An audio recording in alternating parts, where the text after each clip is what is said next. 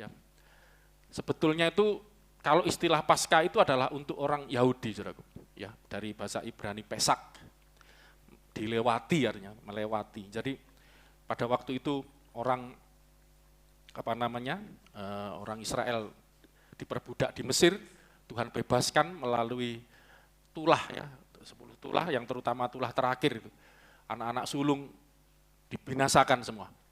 Tetapi yang ada tanda darah dilewati, ya, itulah muncul istilah Paskah, Pesah. Jadi dilewati, ya, diluputkan dari maut, tidak mengalami kematian. Dan itulah yang kita rayakan Jumat Agung kemarin. Dan korban darah yang ditaruh di korban darah yang ditaruh di pintu ya, ambang pintu itulah yang memberikan dasar pengampunan, dasar dilewati dari maut. Ya, jadi kita ini diselamatkan itu artinya dilewati oleh maut, ya, dilepaskan dari maut, itu arti diselamatkan ya. Dan kita bersyukur melalui kematian Yesus. Dan Paskah itu ada rangkaiannya istilahnya. Memang Yesus disalib, ada peristiwa Paskah. Tapi yang paling penting itu adalah kebangkitan, ya, kebangkitan Yesus. Hari ini kita rayakan. Katakan kebangkitan Yesus Kristus. 1, 2, 3. Kebangkitan Yesus. Itu adalah satu rangkaian. Jadi kalau mau merayakan Paskah, maaf ya saya harus katakan, itu bukan cuma Jumat Agung saja ya. Harus juga dirayakan sampai hari Minggu. Direnungkan, dihayati sungguh-sungguh. Kita akan lihat ayatnya, 1 Korintus 15 ayat 12. Ya, silakan yang mau melayani, membantu membacakan firman Tuhan. Silakan. 1 Korintus 15 ayat 12, 13 sampai 14. Ya. 1 Korintus 15 ayat 12. Jadi bila mana kami beritakan bahwa Kristus dibangkitkan dari antara orang mati, bagaimana mungkin ada di antara kamu yang mengatakan bahwa tidak ada kebangkitan orang mati? 13. Kalau tidak ada kebangkitan orang mati, maka Kristus juga tidak dibangkitkan. Tetapi andai kata Kristus tidak dibangkitkan, maka sia-sialah pemberitaan kami dan sia-sialah juga kepercayaan kami. Nah, coba renungkan sebentar ayat ini. Penting enggak kebangkitan Yesus itu, saudaraku? Penting enggak dirayakan, saudaraku? Kalau Yesus enggak bangkit. Maaf, selama ini yang rame kan perayaan Natal, saudaraku ya. Ya semua itu penting maksud saya. Kalau Yesus Natal kan enggak datang ke dunia jadi manusia, penting semua. Tapi puncak gitu, saudaraku ya. Puncak daripada kedatangan Yesus ke dunia, pelayanan Yesus di dunia, inilah puncaknya. Yaitu kebangkitan Yesus dari antara orang mati. Kalau Yesus tidak bangkit, atau istilahnya di sini tidak dibangkitkan, ya toh sebagai manusia, dia mengalami kematian, ya, dibunuh dalam keadaannya sebagai manusia. Kita sudah belajar minggu lalu, ya, karena menjadi sama seperti manusia untuk menebus manusia yang berdosa, ya, kita punya kualitas ya minggu lalu secara singkat. Imam dan korban itu tidak sempurna di dunia ini, itu gambaran saja, bayangan. Yang sempurna Yesus, karena imam besar surgawi kita ini Yesus Kristus tidak berdosa, gitu loh saudaraku ya, tidak ada dosa, saleh, tak bercacat, sehingga dan dia mengorbankan dirinya sendiri, ya. Itulah makanya luar biasa, kita sudah belajar hari Jumat Agung, tapi inilah puncaknya. Kalau Yesus tidak bangkit, sia-sia, sia-sia. Ya, mau saudara rayakan Natal semeriah apapun, saudara merayakan Jumat Agung wah sesyahdu apapun, tidak ada artinya. Makanya ke depannya nanti saya mau mendorong, sebetulnya kalau bisa yang lebih meriah itu ya, kita rayakan perayaan apa saudaraku? Kebangkitan Kristus ya, terutama. Itu rayakan, Yesus rayakan, ya rayakan, dia bangkit, ya Yesus hidup, inilah. Kalau Yesus tidak bangkit sia-sia, kenapa? Lah ini masalahnya, saudaraku. Kenapa kalau Yesus tidak bangkit? Ya, inilah justru menjadi ajaran daripada kekristenan itu intinya adalah kebangkitan Yesus. Kita akan lihat dulu tentang ini iman tentang kebangkitan Yesus itu adalah dasar ajaran Kristen. Kita lihat dulu Roma 4. Ini singkat aja, sebenarnya banyak. Saya tidak mau terlalu detail ya karena waktu. Roma 4 13 Roma 4, 23 dan 24. Roma pasal 4. Ayat Roma 23 pasal itu tentang 4, Abraham ya. Ini tentang Abraham. Ya. Roma pasal 4 ayat 23, kata-kata ini yaitu hal ini diperhitungkan kepadanya. Nah, hal Tidak ini ditulis- diperhitungkan kepadanya itu pada Abraham. Tidak. Tidak ditulis untuk Abraham saja. Nah, karena waktu itu Abraham kan enggak punya anak, saudaraku. Ya. Dia istrinya mandul, dia sudah mati pucuk istilahnya. Tapi Tuhan berjanji, oleh keturunanmu segala bangsa di bumi akan menjadi berkat. Akan menerima berkat oleh keturunanmu. Ya, kau akan melahirkan raja-raja di bumi. Tapi ya Abraham sudah tua. Enggak mungkin punya anak, mati pucuk, istrinya mandul juga. Tapi Tuhan berjanji, waktu itu ngajak, baca sendiri ya saudara ya, ngajak keluar, lihatlah bintang di langit, pasir di laut, seperti itulah banyaknya keturunanmu lah. Muncullah, jangan dulu, 23 tadi dulu. Lalu percayalah Abraham, waktu itu dikatakan. Lalu percayalah Abraham. Terus muncullah kata-kata ini, firman Tuhan. Hal ini, kepercayaan Abraham ini diperhitungkan kepadanya sebagai iman, kira-kira begitu. Baca sendiri katanya. Kalau dibaca panjang nanti. Lah, ayat 24. Nah, baru ini. Tetapi ditulis juga untuk kita. Untuk kita, hal itu diperhitungkan juga sebagai kebenaran, sebagai iman. Sebab kepada kita pun Allah memperhitungkan. apa yang diperhitungkan Allah? Ini saudaraku. Karena kita percaya kepada Dia yang telah membangkitkan Yesus Tuhan Dia ini kita. Allah maksudnya. Kita percaya kepada Dia. Allah yang telah membangkitkan Yesus Tuhan kita. Yesus Tuhan kita dari antara orang mati. Ini coba dengar baik-baik. Ini loh bedanya. Nama boleh sama. Allah. Bahasa Arab Allah itu sama loh saudara. Cuman bahasa Arab, bahasa Indonesia. Ya. Dan bahasa Inggris God atau God. Ya toh? Elohim bahasa Ibrani. Bahasa Yunani Theos. Allah. Istilah boleh sama. Tetapi Allah yang mana gitu loh. Lah, saudara seberang kita tidak percaya Yesus apalagi bangkit, mati aja disalib enggak gitu ya. Yang sama naik ke surga, gitu. Untung agak sama ya ini. Ya, Mi'raj, tapi Mi'rajnya itu karena dikejar-kejar gitu ya, orang Yahudi kan. Ya, mau dibunuh. Saya bayangkan Yesus melarikan diri ya.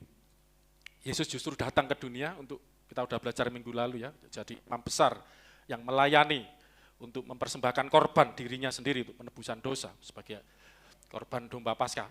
Inilah saudaraku. Jadi peristiwa kebangkitan Yesus itu penting enggak kalau gitu saudaraku? Sangat penting. Tadi yang pertama, kalau Yesus tidak bangkit, sia-sia iman Anda. Yang kedua, kenapa? Kok penting banget? Karena ini dasar iman. Coba Anda pernah mikir enggak selama ini? Ya, ini perhitungan iman, itu seperti ini. Mungkin kalau dibaca atasnya jadi jelas ya. Kayaknya saya coba ayat di 22 mungkin ya, coba 20 tentang Abraham, supaya Anda ngerti, ini enggak main-main. Lah, coba baca, tetapi, ini Abraham, tentang Abraham ya. Tetapi terhadap janji Allah, ia tidak bimbang karena ketidakpercayaan. Ini Abraham itu, gelarnya apa saudaraku? Coba, saudara ingat enggak, gelarnya Abraham itu apa saudaraku? Gelarnya Abraham? Bapak orang percaya. Bapak orang percaya. Enaknya gini aja, biar enak ya, kita belajar Abraham deh. Panjang banget kalau belajar yang lain ya. Ayat 17 tentang Abraham, mulai ayat 17 lah ya. Sampai nanti berhenti 20 berapa tadi? 22. Oke. Mulai 17 seperti ada tertulis, engkau telah kutetapkan menjadi bapa banyak bangsa. Nah, ini Abraham ya. Di hadapan Allah yang kepadanya Ia ia percaya. percaya, yaitu Allah yang menghidupkan orang mati dan yang menjadikan dengan firman-Nya apa yang tidak ada menjadi ada. Bahkan waktu itu Ishak mau dikorbankan, Abraham percaya ya. Karena apa? Percaya akan membangkitkan juga, dapat membangkitkan Allah orang yang menghidupkan. Terus? Sebab sekalipun tidak ada dasar untuk berharap. Sekalipun tidak ada dasar berharap. Namun Abraham berharap juga dan percaya. Bahwa ia akan menjadi bapa banyak bangsa. Kenapa dia tidak punya dasar untuk berharap? Karena Abraham sudah tua. Tadi saya katakan mati pucuk. Tidak tahu istilah mati pucuk. Wis pikiran sendirilah.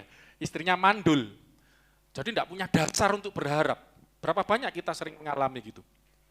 Ya, rasanya masa depanku apa punya harapan ya. Apa punya harapan hidupku udah seperti ini, keluargaku udah begini, nasibku kok kayaknya begini. Ini kira-kira Abraham kalau mau mengeluh bisa, saudaraku. Apa mungkin ya aku bisa dipulihkan, apa mungkin aku bisa sembuh, apa mungkin aku bisa bersukses, apa mungkin aku punya masa depan gitu ya. Banyak pertanyaan-pertanyaan sesuai drama tadi. Yang baca coba ya? Bukan, bareng-bareng. Bareng-bareng. Tak pikir cerita hidupnya dia. Ya kan? Lain kali Pak Hari ikut, ini jagonya drama Pak Hari ini. Ya Pak Hari ya? Hah? Kan youth semua itu. Loh gak apa-apa, jadi ibunya itu kan, tadi Mbak Ani jadi ibunya. Bu Untung tuh ya pinter drama, aktingnya tuh luar biasa diajak. Lain kali buat lagi. Oke, jadi Abraham itu enggak punya dasar, tetapi ya sesuai seperti drama tadi lah, itu gambaran hidup zaman sekarang. Tetapi dia percaya, itu. Abraham berharap, percaya bahwa ia akan menjadi bapak apa itu banyak bangsa sesuai janji Tuhan. Loh anak satu aja lo enggak punya, saudara. Ya apa jadi bapaknya bangsa-bangsa gitu loh. Coba itu kan hampir enggak mungkin. Itu Tuhan itu cara kerjanya saya lihat luar biasa, saudara. Cara kerja Tuhan itu luar biasa. Ya seperti ekstrim banget itu loh, saudara. Ekstrim banget. Wong anak satu aja lo enggak punya, dikasih janji. Coba kalau itu jadi Anda ya. Sudah tua, sudah mandul, sudah enggak mungkin punya anak, lo dikasih janji. Kamu nanti akan jadi bapaknya bangsa-bangsa. Bahwa keturunanmu seperti burung bintang di langit, pasir di laut, ya. Akan banyak. Kamu akan jadi bapaknya bangsa-bangsa. Terus menurut yang telah difirmankan, demikianlah banyaknya nanti keturunanmu. terus, nah 19 ini luar biasa. Imannya tidak menjadi lemah. Imannya enggak jadi lemah. Walaupun ia mengetahui bahwa tubuhnya ini, sudah saudara, sangat lemah. Bayangkan, tubuhnya lemah. Terus? Karena usianya telah kira-kira 100 tahun dan bahwa rahim Sarah telah tertutup. Yes, terus? Tapi dia? Tetapi terhadap janji Allah ia tidak bimbang karena ketidakpercayaannya. Malah bimbang. ia diperkuat dalam imannya dan ia memuliakan Coba, Allah. ini apa bukan bapaknya orang percaya, justru dalam keadaan yang negatif, dalam keadaan yang sebaliknya. Ini ngomong gampang, tapi coba maksudnya gini, coba dibayangkan situasinya Abraham. Sudah tua, udah lemah, udah tidak punya dasar untuk berharap, tapi dia mendapatkan janji Tuhan. Coba kalau Anda mungkin sekarang dapat janji Tuhan, ya maaf ya, kasih contoh sekarang. Mungkin kita nih tadi itu ceritanya kan macam-macam ya. Orang sudah tidak punya orang tua, ditinggal. Ya, sebenarnya ada yang dibuat dramatis sedikit ya, orang tua bercerai, maaf kan, tadi tidak ada ya kayaknya ya. Mati yang nyekar Galuh tadi di kuburan. Misalnya itu ya, orang tuanya bercerai, broken. Itu kan biasanya anak-anaknya jadi apa, saudaraku? Anak-anaknya kalau keluarga yang bercerai, kebanyakan anak-anaknya jadi broken, ya keluarga broken, rusak. Itu yang mabuk-mabukan tadi, siapa? Pandi itu keluarganya apa tadi? Enggak tahu ya, saya kurang jelas tadi apa. Ya kan, itu kan hidup yang seperti itu tadi. Ya saya ngikutin dramanya aja deh. Itu kan hampir harusnya kurang didramatisir sedikit ya, terlalu cepat bertobatnya. Kalau saya sih, misalnya kalau, ya saya enggak bisa gitu, cuman ini ide aja. Kalau buat seperti itu jangan langsung cepat bertobat gitu loh. Kok gampang banget, orang lihat itu jadi kayak enggak percaya, ya itu kayak klise gitu ya. Tapi bagus sih pada dasarnya, cuma maksud saya didramatisir sedikit gitu loh, agak sulit. Enggak langsung moro-moro dari penjara langsung ke gereja gitu ya. Wah mujizat banget itu. Orang lihat jadi hampir kayak, wah sering enggak ikut drama, itu aja sering itu pinter itu drama. Iya. Nanti enggak lihat drama, nanti diupload, pinter anak-anak ini. Jangan langsung itu, jadi kayak memang tantangannya kan enggak gampang. Ya, jadi itu menggambarkan Abraham itu juga enggak gampang, saudara ya. Dalam keadaan seperti itu, apakah dia bisa punya anak? Bahkan bukan punya anak yang banyak. Padahal waktu melahirkan, waktu dapat anak cuma satu kan, yang jadi anak yang dijanjikan Ishak itu. Ini luar biasa, tapi dalam keadaannya itu dia tidak bimbang, dia percaya, malah diperkuat imannya, dan ini luar biasa, memuliakan Allah ini yang jarang orang bisa. Bisa enggak? Selalu aku bersyukur. Tadi lagu itu ya. Selalu bersyukur. Nah itu kan, aku kok jadi ngikuti dramanya. Ini memuliakan Allah, maaf enggak gampang. Kalau Anda lagi banyak duit, Anda lagi sehat, Anda lagi enak, gampang. Tapi lagi dalam kondisi yang berat, yang susah, selalu bersyukur. Nanti nyanyi itu ya, saya enggak hafal nanti. Selalu bersyukur, memuliakan Allah. Terus ayat 21, dengan ini tambah dasar lagi, penuh keyakinan. Ya apa saudara?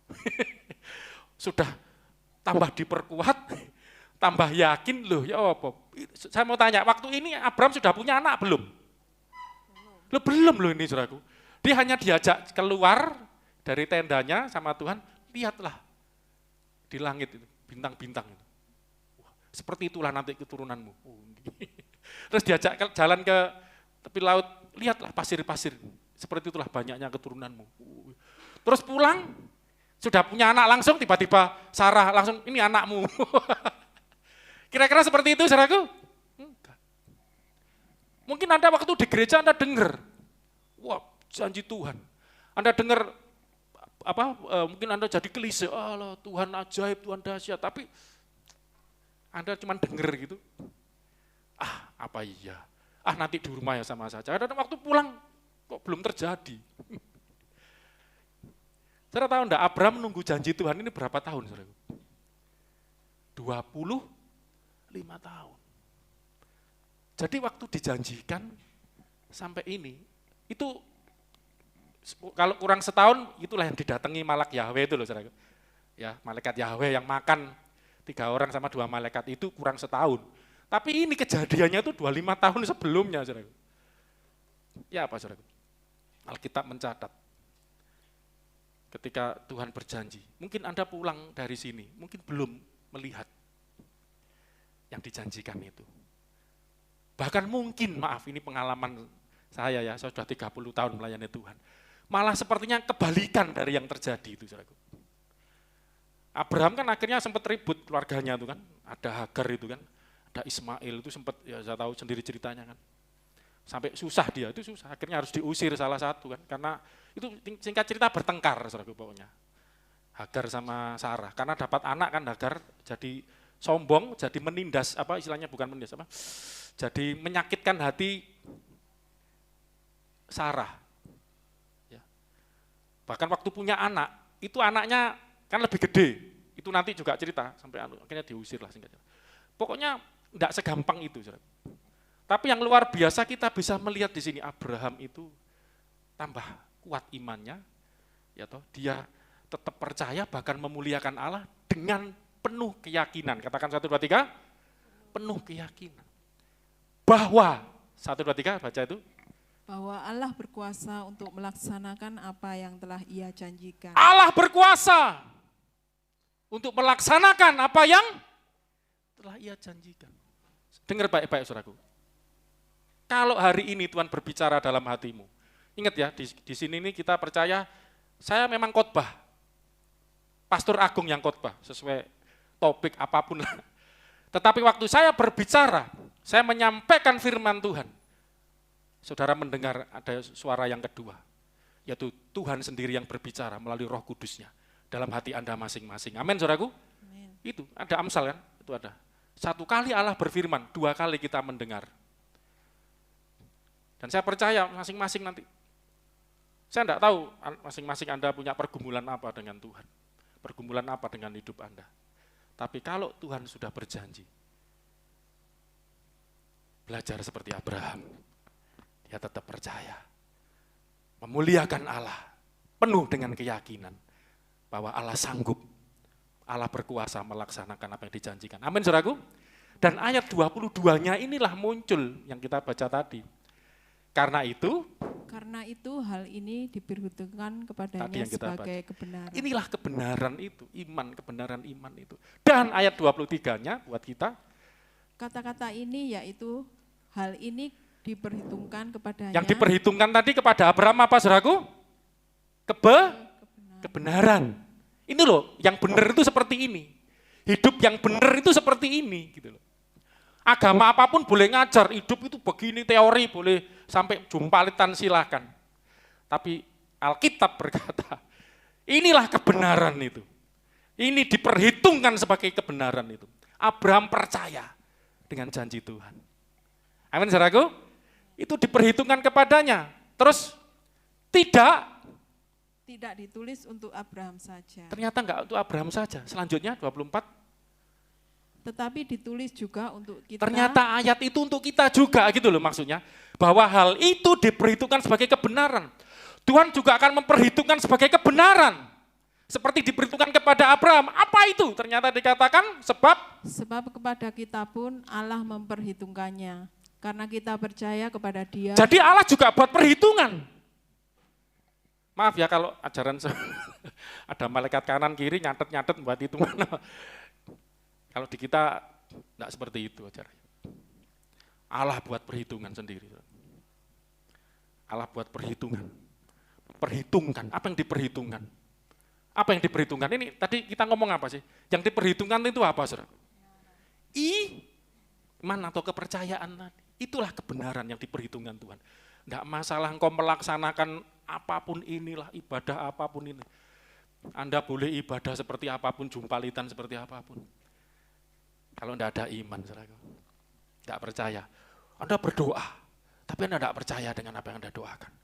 Anda ke gereja, tapi Anda enggak percaya dengan janji Allah. Anda enggak percaya dengan kuasa Allah yang sanggup memulihkan. Anda enggak percaya tentang Allah sanggup menguduskan hidupmu. Anda enggak percaya bahwa Tuhan sanggup memulihkan keluargamu. Anda enggak yakin. Maaf, ngerti maksud saya? Sia-sia enggak ibadah kita, saudaraku? Tuh, ngerti enggak maksud saya? Anda nyanyi tadi. Inilah zaman apa tadi itu? Elia, nyatakanlah firman. Inilah zaman Yeskiel tulang kering dihidupkan. Inilah zaman hambamu. Kita boleh nyanyi, boleh, tapi enggak yakin. Enggak ada artinya. Makanya bukan masalah ibadah. Ibadah itu bukan nomor satu ternyata. Justru ibadah yang nomor satu itu adalah iman, percaya kepada Tuhan. Amin. Dan inilah Tuhan memperhitungkan, karena kita, yang diperhitungkan ini apa ini loh saudaraku? Karena kita percaya kepada Dia yang telah membangkitkan Yesus Tuhan kita dari antara orang mati. Wow, iman itu diperhitungkan ternyata juga urusan dengan kebangkitan Yesus. Kita percaya kepada Allah, bahwa Allah berkuasa membangkitkan. Ini maksudnya apa? Nih saya tunjukkan ayatnya ya. Catatan saya mencolot-mencolot. Jadi sebenarnya saya bagi dua, tapi tidak akan saya jelaskan semua. Jadi saya membagi dua tentang kebangkitan Yesus itu bagi Allah dan bagi kita. Itu ada anunya, saudara. Karena bagi Allah itu juga penting kebangkitan Yesus ini, saudara. Banyak sebenarnya konsep. Salah satunya ini ya. Saya mau tunjukkan karena kebangkitan Yesus ini adalah untuk saudaraku, membuktikan bahwa Allah itu benar. Mana catatan saya yang di sini ya. Allah itu benar. Kok bisa? Ini kita baca. Bukti bahwa Allah itu benar. 1 Korintus 15 ayat 15.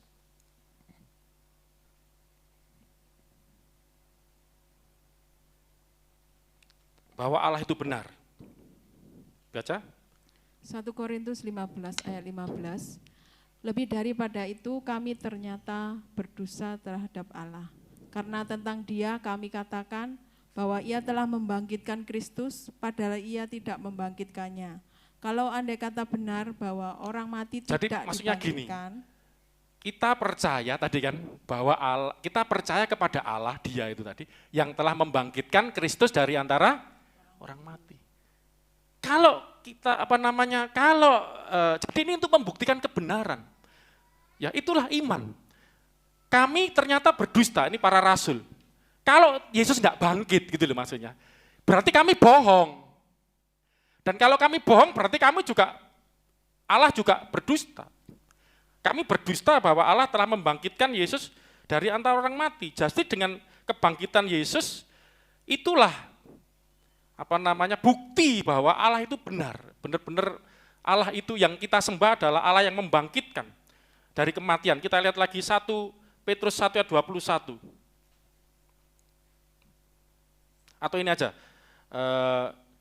Kisah Para Rasul 2 ayat 24. Kisah Para Rasul 2 ayat 24, silakan dibaca. Kisah Para Rasul 2 ayat 24, ini maksudnya.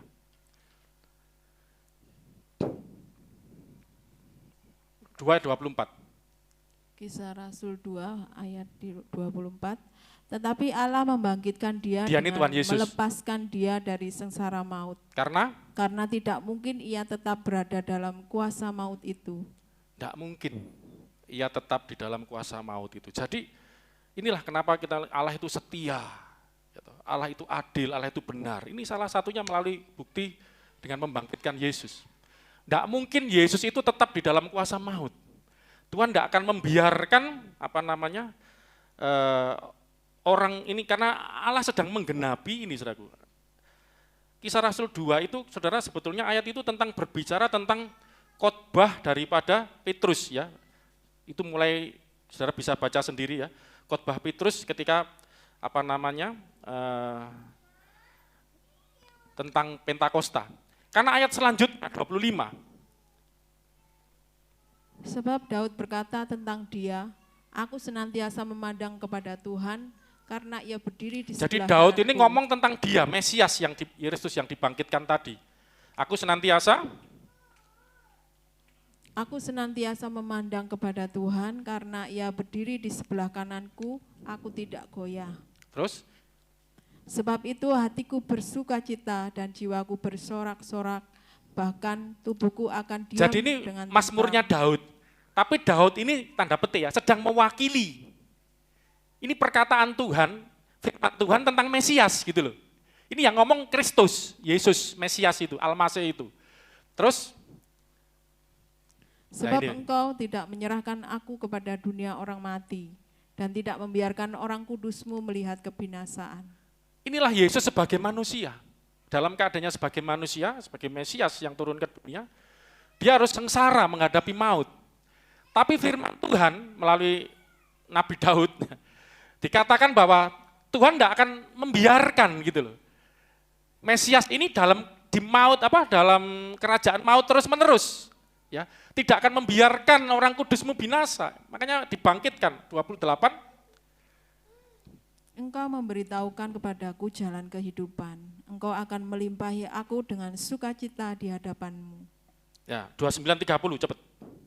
Saudara-saudara, aku boleh berkata-kata dengan terus terang kepadamu tentang Daud, bapa bangsa kita. Ia telah mati dan Saya akan dikubur. selesai di sini coba. Dan kuburannya masih ada pada kita sampai hari ini. Daud sudah mati. Jadi ayat itu bukan tentang Daud, walaupun Daud yang ngomong, Tetapi ia adalah seorang nabi, Daud dan itu nabi ia juga. tahu bahwa Allah telah berjanji kepadanya dengan mengangkat sumpah bahwa ia akan mendudukkan seorang dari keturunan Daud sendiri di atas tahtanya. Tadi kita belajar tentang Abraham. Abraham dapat janji, oleh keturunanmu segala bangsa di bumi akan mendapat berkat. Keturunanmu akan melahirkan raja-raja. Daud ini termasuk keturunan Abraham. Daud pun mendapat janji dari Tuhan. Aku akan mendudukkan seorang dari keturunanmu di atas tahtamu sampai selama-lamanya. Itu nanti kita udah pernah bahas tentang itu, ya. Kita tentang bicara kapan itu, ya. Dan Daud menerima janji itu. Jadi waktu dia menyampaikan Mazmur itu, dia sedang berbicara tentang keturunan yang akan datang ini dari dia. Ya, bahwa nanti akan ada keturunan yang menjadi raja. Mesias itu raja, imam, dan sekaligus nabi akan memerintah di tahtanya. 31. Terus ayat selanjutnya. Karena itu saudaraku. Ia telah melihat ke depan. Dan telah berbicara tentang kebangkitan Tentang Mesias. kebangkitan siapa? Mesias Atau Kristus. Mesias itu sama Kristus sama. Itu pengyunanian dari Mesiah. Ya, diyunanikan jadi Mesias atau Kristus sama saja. Ya toh.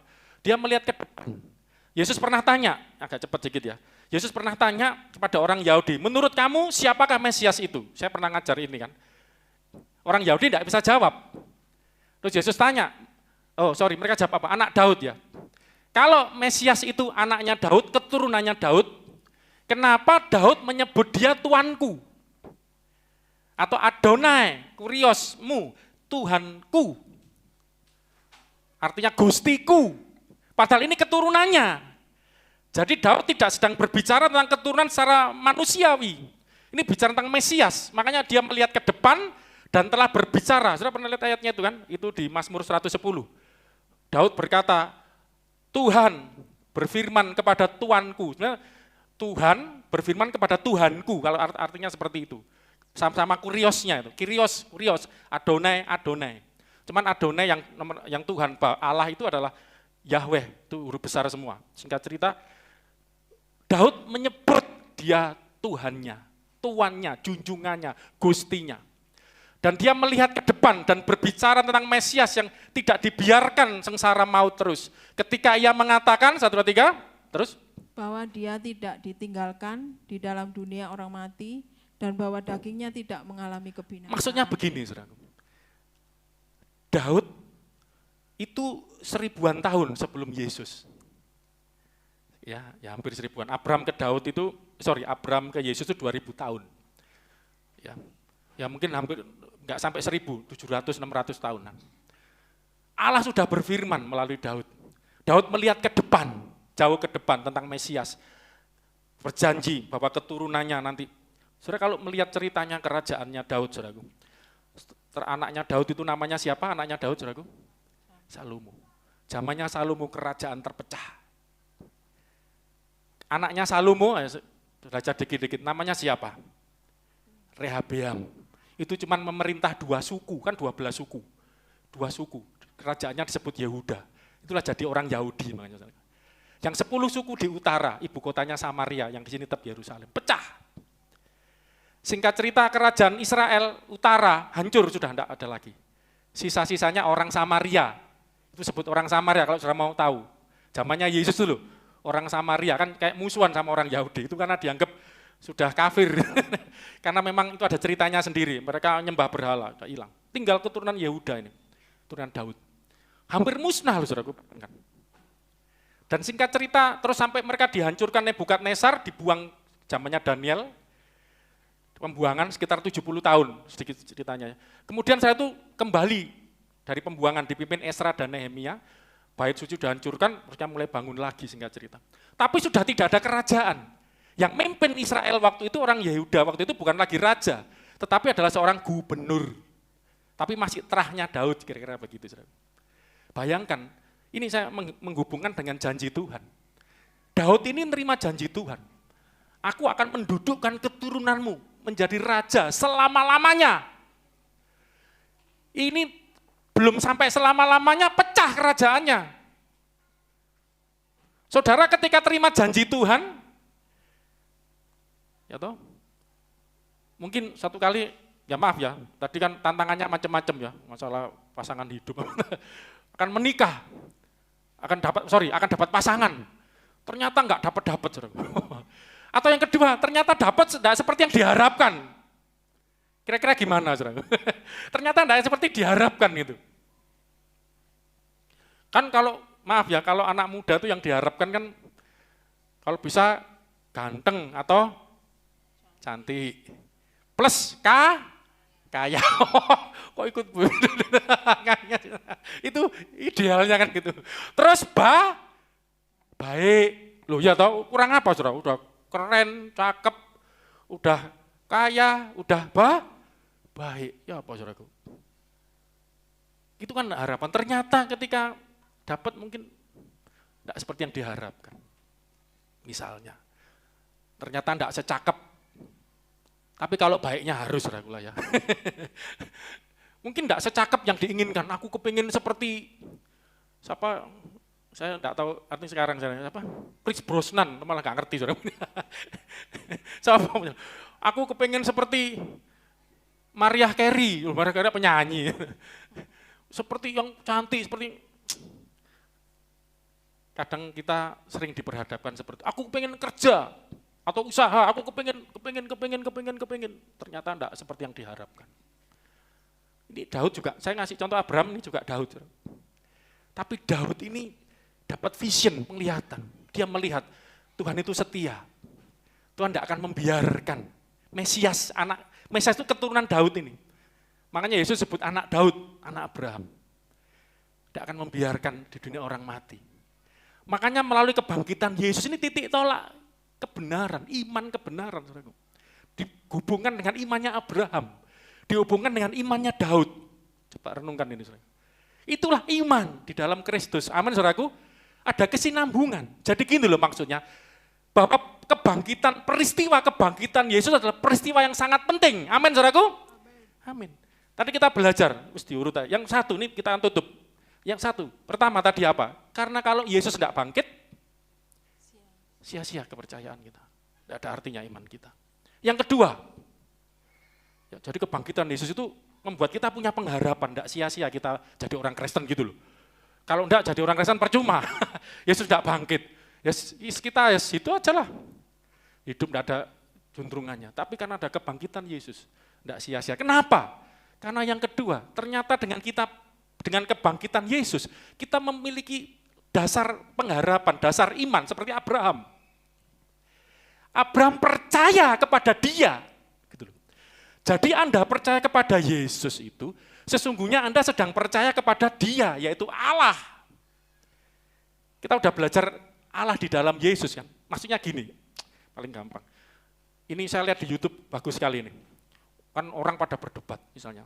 Ya kita ambil positifnya lah, saya debat itu enggak seneng, cuman seneng ya dapat ilmu gitu aja. Sekarang kan setiap agama mengklaim Tuhannya itu adalah pencipta langit dan bumi. Lu jangan salah loh, saudara. Orang Hindu juga yakin dewanya yang widiwasa itu. Bahkan Dewa Brahma punya keyakinan, mereka semua masing-masing mengklaim. Saudara Muslim ya mengklaim. Oke, namanya boleh sama Allah, tapi saudara harus hati-hati loh. Nama boleh sama, tapi esensinya beda. Saya selalu ngajarin esensinya ya.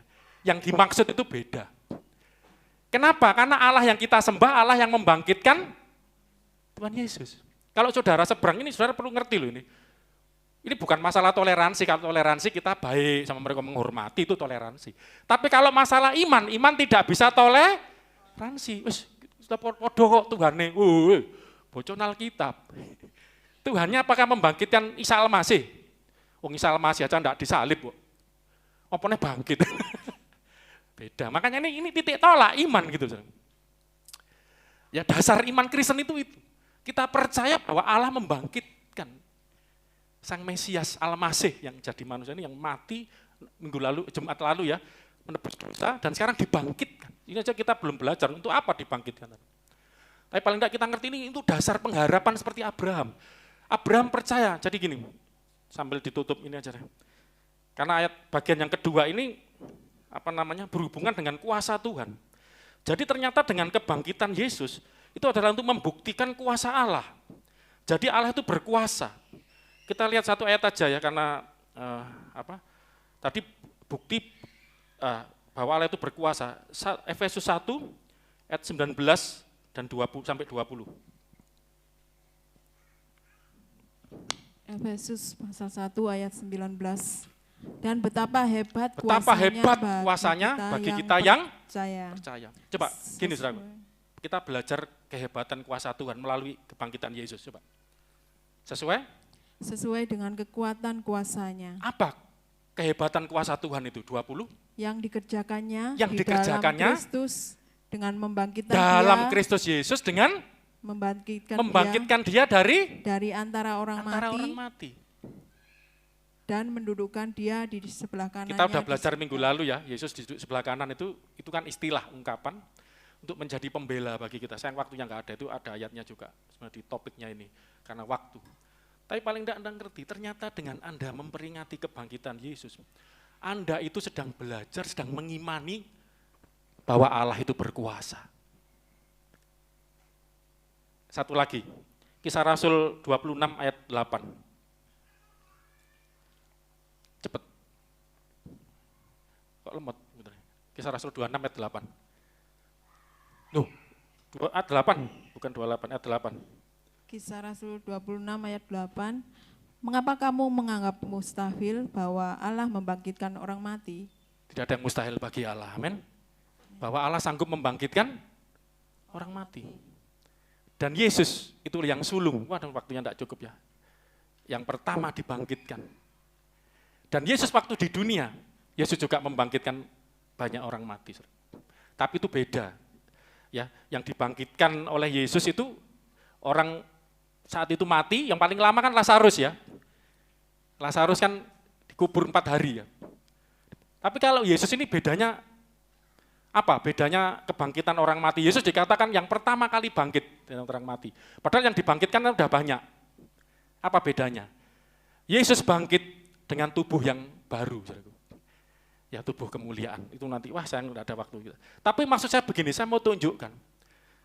Betapa pentingnya peristiwa kebangkitan Yesus. Pertama tadi, itu untuk menjadi dasar iman kita. Dasar pengharapan kita. Karena yang kedua, sebagaimana Abraham yang tidak punya dasar untuk berharap, mendasarkan pengharapannya kepada Allah yang sanggup. Nah itu tadi saudaraku, dasarnya Abraham itu percaya kepada Dia yang sanggup. Coba nangkep lah maksud saya. Allah yang berkuasa. Sekarang maaf, orang hanya bisa berteori, Allah berkuasa, Allah kami, Tuhan kami yang menciptakan langit bumi sekalian. Apa buktinya? Loh, perlu bukti kan? Kalau Allah yang kita sembah, kita udah belajar sejak kejadian, Allah menyatakan diri. Yang menyaksikan Allah secara langsung, 3 juta umat Israel turun di tengah-tengah mereka dalam awan kemuliaan. Itu enggak usah saya ulangi ya di khotbah-khotbah itu. Bahkan puncaknya Allah turun ke dunia sebagai manusia di dalam diri Sang Mesias Al-Masih. Coba nanti kita akan khotbah, mungkin minggu depan harus Anda yakin tentang mujizat-mujizatnya Tuhan Yesus. Oh enggak, saudara mungkin udah biasa nganggap mujizat itu biasa. Oh enggak, nanti saya akan tunjukkan. Ini justru supaya kamu percaya. Yesus kan berkali-kali ngomong gitu. Supaya kamu percaya kepada Allah yang diam di dalam aku, dialah yang melakukan pekerjaannya. Jadi mujizat-mujizat Yesus itu adalah bukti bahwa Allah kita Allah yang berkuasa. Dan yang puncaknya dengan membangkitkan dari antara orang mati. Dengan ini ada istilah di antara orang mati, itu beda dengan orang yang mati, anak muda di Nain, mana itu Lazarus, itu istilahnya beda. Mereka dibangkitkan dari kematian begitu aja. Tapi ini dari antara orang mati, dari dunia orang mati. Karena Yesus turun dalam dunia orang mati, Hades itu. Jadi ini membuktikan kuasa Allah. Jadi peristiwa kebangkitan Yesus penting supaya kita mengenal betapa hebat kuasanya yang dikerjakannya melalui membangkitkan Yesus. Jadi ketika Anda bisa mempercayai ini, bukan hanya sekedar tahu ceritanya, tapi Anda punya iman seperti Abraham, Anda berharap kepada Tuhan, mendasarkan iman Anda kepada kerja kuasa Allah. Allah sanggup. Allah sanggup melakukan segala perkara. Sekarang gini loh, apa sih masalah yang paling berat di dunia ini? Mas Yuga terus yang jawab ini. Apakah seperti ibunya Mas Yuga paling berat kan akhirnya selesai kan sudah mati ya. Tapi kematian bagi orang Kristen tidak menakutkan lagi. Amin. Karena Allah kita, Allah yang berkuasa di dalam Yesus. Makanya Yesus berkata, akulah kebangkitan dan hidup. Barang siapa percaya kepadaku, dia tidak akan mati. Maut tidak lagi mengalahkan, tidak lagi menakutkan. Maaf, ibunya Mas Yuga. Yang mati tubuhnya. Tapi rohnya sudah bersama, masih hidup. Roh itu kehidupan kan. Roh tidak bisa dibunuh. Hidup. Bersama Bapa di sorga, di dalam Yesus. Istilahnya bersama Bapa. Jadi inilah iman itu seperti itu. Kita tidak kenal siksa kubur. Tidak kenal, tidak tahu jalan rambut tujuh apa. Beda gitu loh saudaraku. Nama boleh sama Allah. Esensinya beda, Allah yang kita sembah, Allah yang membangkitkan Kristus. Karena saya konteksnya bicara tentang kebangkitan Yesus. Dan itu disamakan dengan iman kepada Abraham. Imannya Daud. Daud percaya, makanya dia bernubuat. Dengan pimpinan Roh Kudus, dia bernubuat tentang Mesias keturunannya itu. Tidak akan dibiarkan mati. Makanya membangkitkan Yesus ini banyak. Waduh, ini catatan saya sampai nge-lag habis. Kemarin hangnya. Nggak mungkin saya khotbahkan, nggak cukup waktunya. Tapi Anda paling nggak sedikit belajar. Nanti lain kali saya akan perdalamkan lagi. Tapi melalui ini kita belajar. Kita punya Allah yang luar biasa. Amin, saudaraku. Aku punya Tuhan yang besar, yang telah berjanji dan pas selalu menepati. Percaya saudaraku? Mau punya iman seperti Abraham, amin?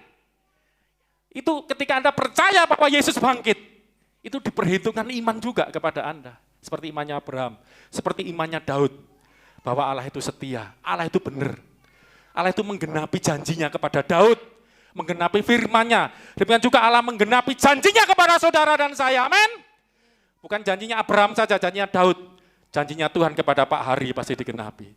Kepada Mbak Ani, kepada Mas Yuga, yang amin terus dari tadi, pasti digenapi, amin Mas Yuga. Pada Joshua, amin. Lagi suntuk, kamu aku juga perlu dikuatkan kok, menguatkan orang. Ya. Petrus pernah, waktu itu Yesus tahu, lagi kan waktu mau ditangkap gitu ya, peristiwa tangkap goncang. Tapi Yesus sudah ngomong, nanti kalau kamu sudah apa istilahnya ya, sudah sadar, sudah bangkit, kuatkan saudara-saudaramu. Petrus itu pemimpinnya para rasul, pemimpinnya. Saudaraku, apapun keadaanmu hari ini, bangkit. Bangkit, amin. Bersama Yesus yang bangkit, kita juga bangkit. Tema kita ini enggak kebetulan. Ini kurang gede Mas juga terus. Bahasa Inggrisnya arise.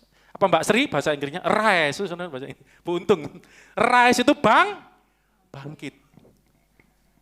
Dan bersinar atau pancarkan sinarnya, bersinar. Bangkit. Karena Yesus kita udah bangkit. Kita juga mau bangkit. Iman kita letakkan seperti Abraham kepada kebangkitan Yesus. Imannya Daud juga diletakkan, Allah itu setia. Dia akan membangkitkan Sang Mesias ini. Keturunanku, janji Tuhan, untuk keturunanku akan memerintah selama-lamanya. Daud percaya. Apa yang Tuhan janjikan hari ini? Percaya, Tuhan itu setia. Tuhan itu benar, dia berjanji akan membangkitkan, dia pasti akan bangkitkan. Mari kita berdoa, saudaraku. Mungkin Anda tidak mengalami kematian fisik, silakan musik bisa maju. Mungkin kita tidak mengalami suatu keadaan fisik yang lemah atau yang mematikan, tetapi mungkin kita sudah mati pengharapan kita. Kita mungkin sudah tidak punya harapan rasanya, kita sudah putus asa. Tapi mari melalui firman Tuhan hari ini, Yesus telah bangkit. Yesus telah dibangkitkan oleh Allah sendiri. Allah yang membangkitkan Yesus itu. Allah yang sama yang disembah Abraham. Allah yang sama yang dipercaya oleh Daud. Karena Allah yang sama itu telah berjanji. Dan janji itu digenapi melalui Yesus Kristus. Yang dimaksud keturunan Abraham, keturunan Daud, itu adalah Tuhan Yesus Kristus. Oleh Yesus Kristus, segala bangsa di muka bumi mendapat berkat.